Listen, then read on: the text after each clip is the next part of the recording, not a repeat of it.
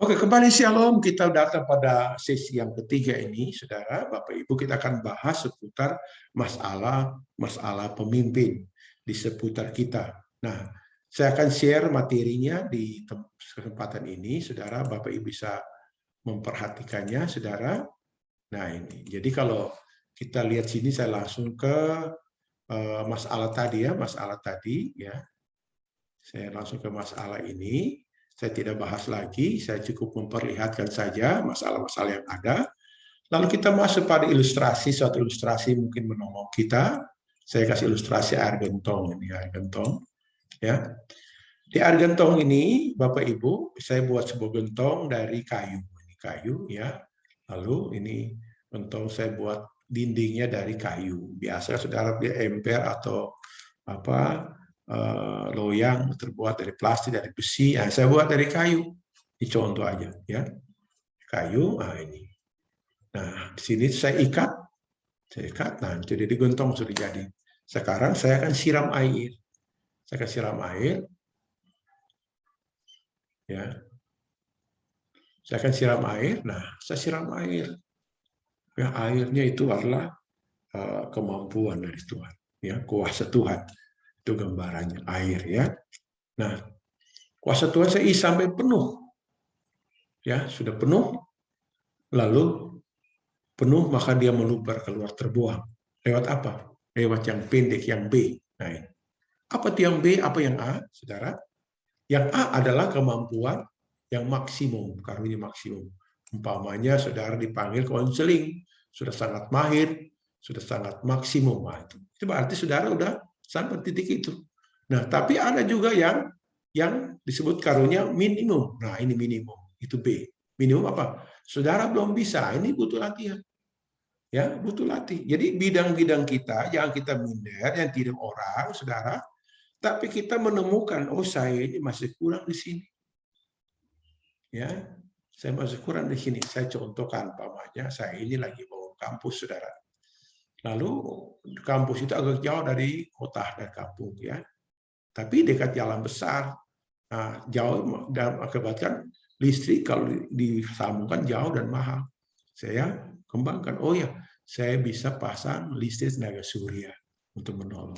Nah, seperti itu, Bapak Ibu. Itu contohnya. Jadi itu contoh. Menyangkut sifat, kemampuan sama. Ya, apa yang kurang dari kita pelajari. Ya, kita dongkrak sampai dia mencapai klimaks B ini bisa teranjak ke atas sampai seperti A minimal atau bisa muncul yang tinggi. Setelah ilustrasi ini. Nah, kita lanjut, saudara, Bapak Ibu. Nah, ada pendapat dari seorang jurnalis terkenal, konsultan manajemen dan penulis dari Austria bernama Peter F. Drucker. Ya, saya pikir Peter F. Drucker ini orang Kristen pasti.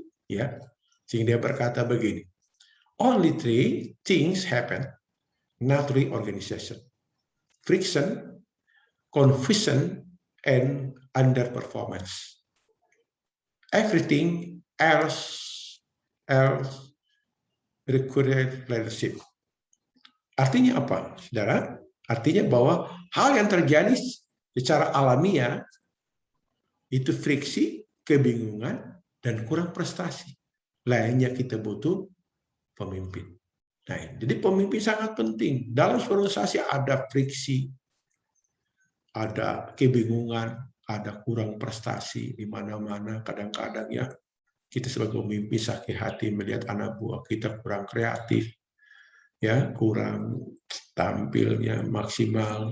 Tapi dengar, itu terjadi mana-mana, bukan di tempat Bapak Ibu, tapi dialami sudah ratusan tahun sejak Peter Drucker ini hidup, saudara, ya tahun 1909, kita semua belum lahir mungkin.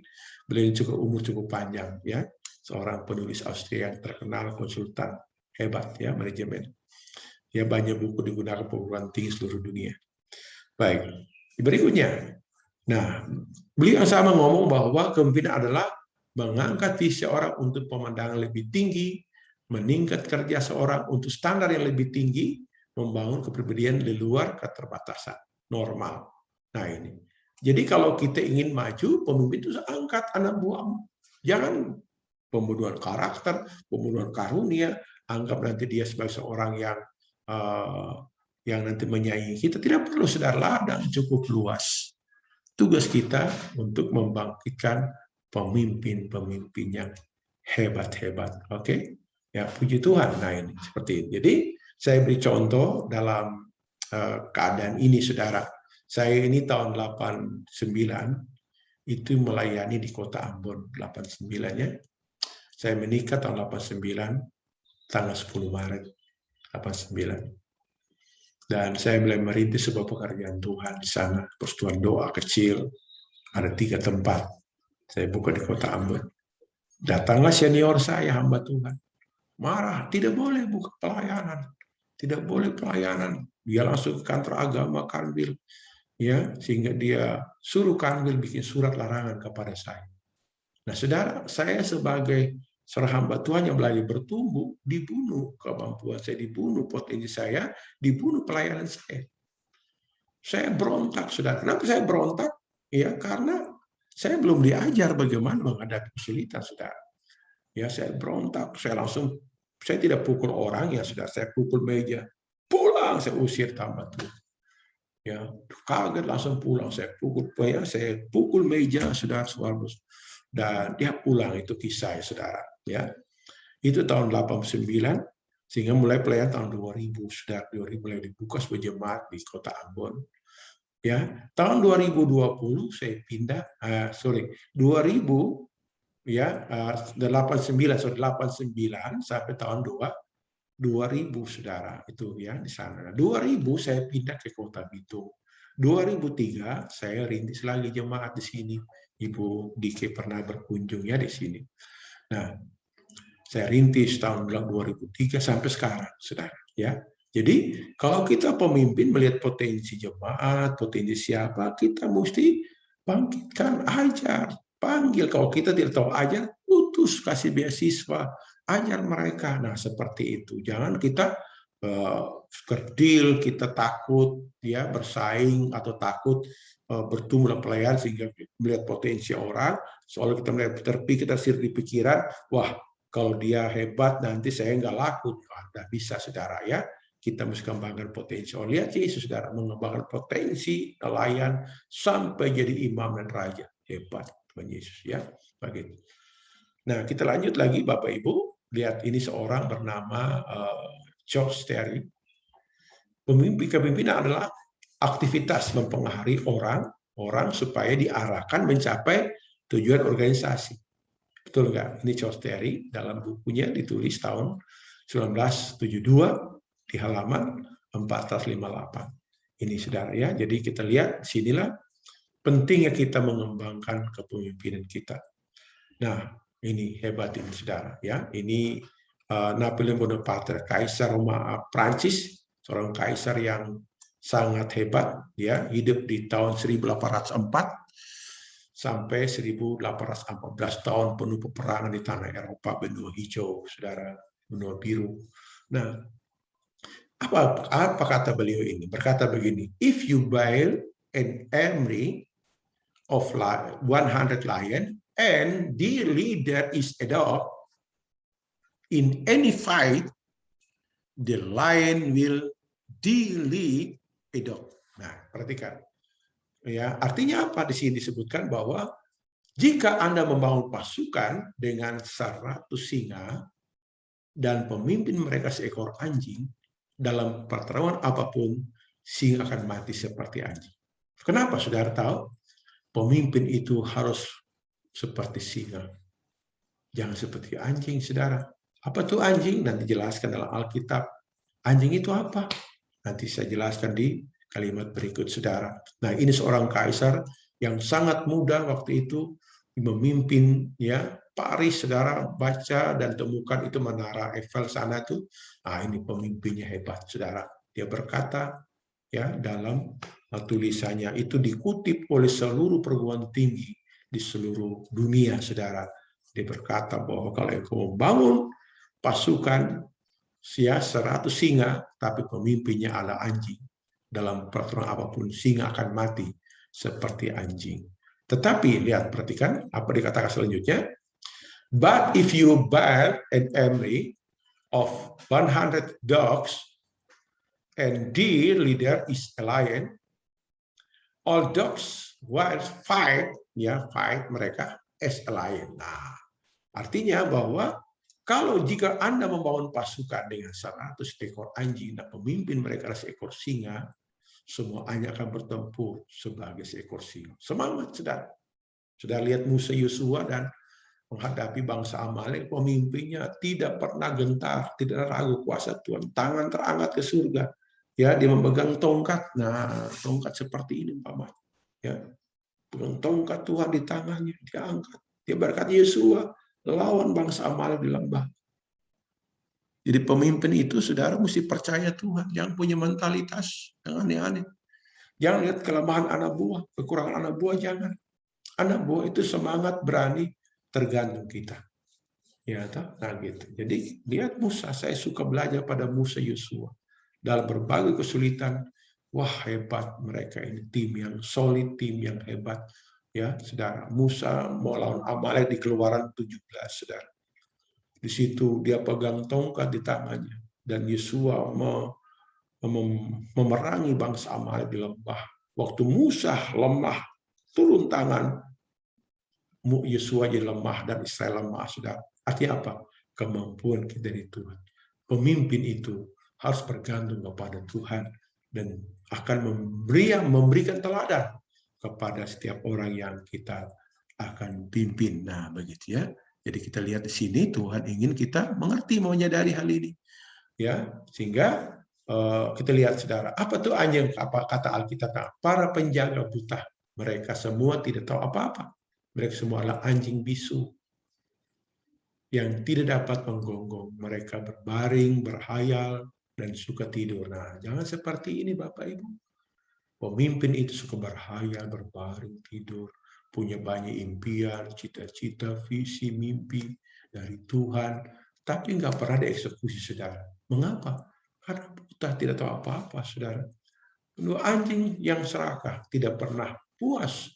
Mereka adalah gembala yang tidak memiliki pengertian. Mereka semua berbelok di jalan mereka sendiri, masing-masing mencari keuntungan sendiri. Tidak ada yang terkecuali. Nah ini, ya kemana kata mereka, aku akan mengambil anggur, mari kita minum minuman keras sebanyak mungkin besok, sama seperti ini, bahkan lebih lagi. Ada seorang nabi besar di dalam Perjanjian Lama bernama Nuh. Siapa nggak kenal Nabi Nuh, saudara? Nabi Nuh ini, wah luar biasa.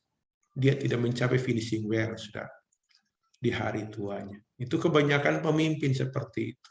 Di masa muda, usia pertengahan, hebat, saudara. Serahkan diri pada Tuhan. Di hari ketuaan, saudara, seperti ini.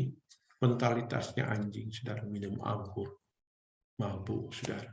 Ya, Nuh minum anggur, mabuk di dalam kemahnya, saudaraku. Ya, siapa lagi minum anggur, mabuk? Daud minum anggur, anggur apa?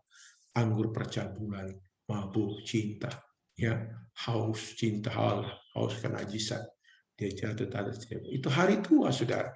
Jadi kalau kita pemimpin, waspada. Nah, jadi itu Yesaya pasal 56 ayat ke 10-12 ini kata firman Tuhan. Jadi kita pemimpin, kita mesti jaga betul-betul panggilan kita, konsistensi kita bersama-sama dengan Tuhan.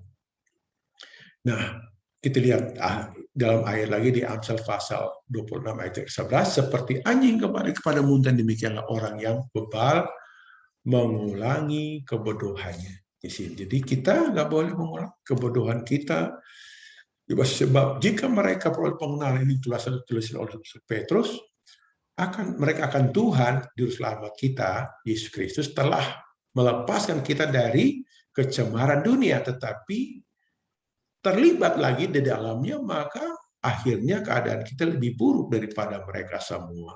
Nah, ini, saudara, contoh tadi, saudara. Jadi kita harus seperti Rasul Paulus, aku telah mengakhiri pertandingan dengan baik.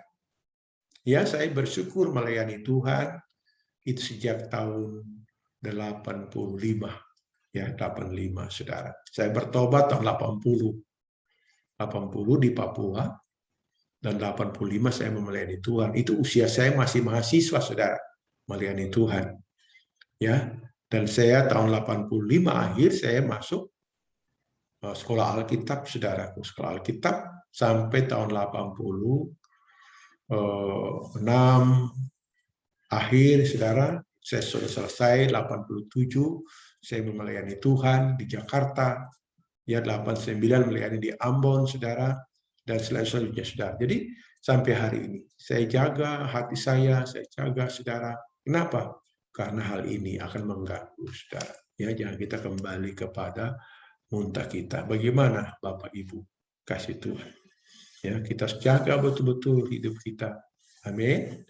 Ya, toh? Nah ini, apalagi orang pemimpin. Ya, kita ini pemimpin, saudara. Maaf, logat Manado. Ya, kita ini pemimpin, saudara. Ya, jadi kita ini disuruh Tuhan untuk tetap setia kepada Tuhan. Nah, ada seorang bernama Thomas Alva Edison. Ini beliau ini, ya, dia berkata begini, there is no substance for hard work. Artinya apa? Kerja keras tidak digantikan oleh apapun. Nah, ini prinsip kehidupan, saudara. Sudah firman Tuhan. Ya, di sini disebutkan, tetapi karena kasih karunia Allah aku adalah sebagaimana aku ada sekarang. Dan kasih karunia Allah dan kasih karunia yang dianugerahkannya kepadaku tidak sia-sia. Sebaliknya, aku telah bekerja lebih keras daripada mereka semua. Tetapi bukannya aku, melainkan kasih karunia Allah yang menyertai aku. Nah, ini kisahnya begini, Bapak Ibu, kasih para pemimpin sekalian. Thomas ini dalam usia SMP, dia sudah tidak mampu ikut pelajaran. Ya, otaknya agak kurang.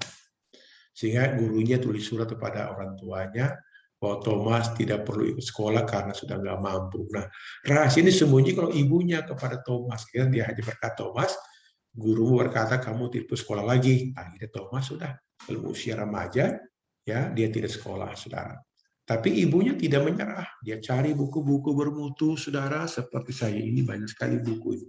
Ya, buku bermutu dia cari. Saya punya buku ada juga ini. Tebal-tebal sekali, ya. Ini ada buku-buku. Ini bukunya Ibu Rita Wahyu, tebal-tebal, ya. Nah, buku-buku. Ada juga lain satu lemari penuh, dia sebagai buku penuh sini. Ya, sini. Jadi saya tunjukkan kepada Bapak Ibu ada lemari buku saya di sana. Ini juga buku-buku di meja, ya semua. Dan si ibu dari Thomas ini mengajar dia tentang keilmuan, tentang teknologi. Waktu itu dia belajar. Akhirnya setelah ibunya meninggal, Thomas ini bongkar-bongkar lemari mamanya. Ternyata ditemu surat itu. Ya, itu surat mengatakan bahwa surat di amplop itu masih ada, saudara. Jadi dia berkata bahwa Thomas nggak perlu sekolah lagi karena otaknya udah nggak mampu. Nah, dia langsung bangkit, ya, komitmennya. Dia berkata, kita harus kerja keras. Nah, gitu. Bapak Ibu, dalam dunia ini ada 3 jenis pendidikan. Ada pendidikan informal, formal, dan non-formal.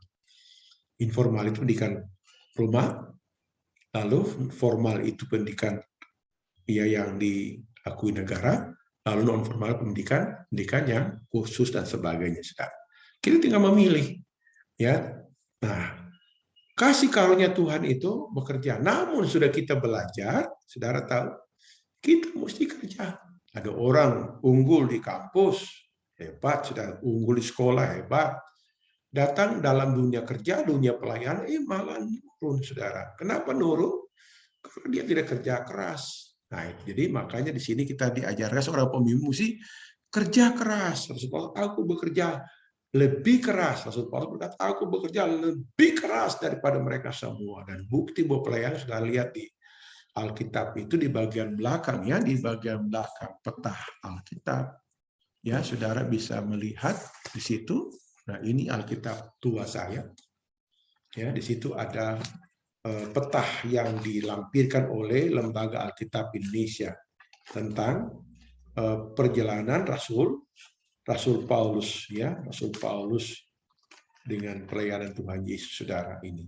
Jadi terlihat, saudara, di Alkitab itu, ya, Lembaga Alkitab sengaja ada lampir-lampiran, ya disebutkan di sini. Saya ambil Alkitab, saudara, ya bahwa ini dunia perjanjian baru di laut ini, saudara, ya. Nah, di Alkitab masih berupa buku, peta, saudara. Seperti Rasul Paulus yang begitu hebat. Waktu itu nggak ada internet, nggak ada kapal laut, saudara, nggak ada pesawat terbang, nggak ada sepeda motor, tapi dia jangkau merubah dunia untuk kerajaan Allah. Kenapa? Karena kerja keras. Kita zaman ini mau kurang apa, Bapak Ibu pemimpin? Internet ada, HP, ya, iPad ada, saudara, laptop ada, ya, saudara punya jaringan IndoHome atau yang lainnya, saudara, ya. Kita melayani dengan serba lengkap sarana prasarana. Tapi kalau kita malas, saudara, kita tidak akan bisa maju. Tidak akan bisa maju. Dan Tuhan murka. Kita seringkali tertawakan Yunus lari dari Niniwe. Ya, bagaimana keadaan kita sekarang? Saya tanya hatimu, Bapak Ibu. Kau pemimpin. Jangan banyak menggerutu. Kalau anak buahmu seperti anjing, katakan malas, menghayal, saudara. Engkau harus seperti singa. Maju. Maju bersama Tuhan. Bukan kita sendiri, saudara. Ya, pada satu ketika Tuhan bisa mengizinkan kita bahwa teman-teman itu meninggalkan kita. Seperti dalam 2 Timotius pasal 4 ayat 16 dan 17. Ya, saya bacakan di sini untuk kita semua. 2 Timotius pasal yang ke-4, ya. Ini Rasul Paulus apa ngomongnya, ya. Dia berkata begini di ayat yang ke-16. Pada waktu pembelaanku yang pertama, tidak seorang pun membantu aku. Semua meninggalkan aku. Kiranya itu jangan ditanggungkan atas mereka, tetapi Tuhan telah mendampingi aku. Bapak Ibu, para pemimpin sekalian, Tuhan tetap mendampingimu sekalipun anak buahmu menyakiti, mengecewakan. Kadang-kadang diberi perintah, ya, dah jalan, ya, yang kita mari bangkitkan moto kerja keras kita. Tuhan pasti mendampingi kita. Amin. Nah, ini pendapat Thomas, ya. Jadi kaitkan dengan isi Alkitab dari dunia sekuler masuk ke dunia rohani, saudara. Puji Tuhan. Ya, ini. Ada lagi pendapat ini, ya, dikutip dari quotes.com, ya. True leader don't create flower. They create more leader. Jadi kita ini disuruh apa? Seorang pemimpin sejati adalah menciptakan, bukan tidak boleh buat pengikut, tapi buat pemimpin. Nah, gitu. Kita pimpin orang itu ada batas waktu. Yesus pimpin orang 3,5 tahun, sudah mereka jadi leader. Sudah. Ya, nah ini. Kalau seorang jemaat itu seumur itu jemaat aja, tidak bisa apa-apa, sudah. Jadi seorang pemimpin sejati tidak membuat pengikut, tetapi mencetak atau menciptakan banyak pemimpin baru. Amin, ya. Betul, ya. Halo, gimana? Bagaimana pelayanmu hari ini? Bagaimana pelayanmu hari ini? Apakah kau sibuk buat pengikut sehingga pengikutmu tinggal kau kepahitan? Tidak perlu, saudara. Saudara perlu datang kepada Tuhan. Ya, terus saudara perlu datang kepada Tuhan. Tuhan pasti menolong saudara. Amin. Ya, toh? Nah, itu. Bagaimana menghadapi pemimpin yang salah? Ini nanti saya jelaskan berikutnya. Sampai sejauh ini ada pertanyaan menyangkut pendapat dari, ya, Peter Drucker, Thomas Alva Edison tadi, atau George Terry. Silakan Bapak Ibu. Saya tunggu pertanyaan saudara.